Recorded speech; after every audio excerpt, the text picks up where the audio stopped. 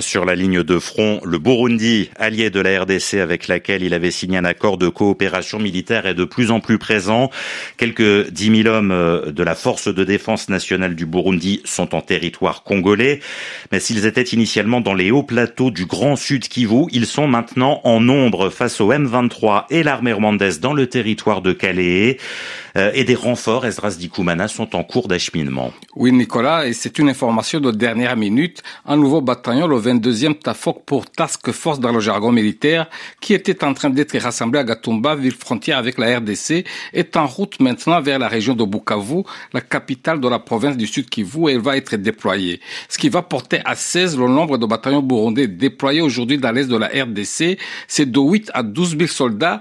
Impossible d'être plus précis selon nos sources, car tous les bataillons ne sont pas composés du même nombre de soldats. Alors, 5 de ces bataillons opèrent dans les hauts et moyens plateaux du Sud Kivu. Ils font la guerre aux rebelles burundais. Mais le gros du contingent est désormais déployé plus au nord. Oui, 5 à 6 000 soldats sont aujourd'hui intégrés dans le dispositif de défense de Bukavu pour tenter de barrer la route au M23 soutenu par le Rwanda. Il s'agit d'un régiment placé sous les ordres du général Poncien Hakizimana alias Mingi. Un régiment, c'est 4 brigades constituées chacune de 3 bataillons. Ils sont aux avant-postes, notamment Kalehe, Kamanyola et surtout autour de l'aéroport de Kavumu.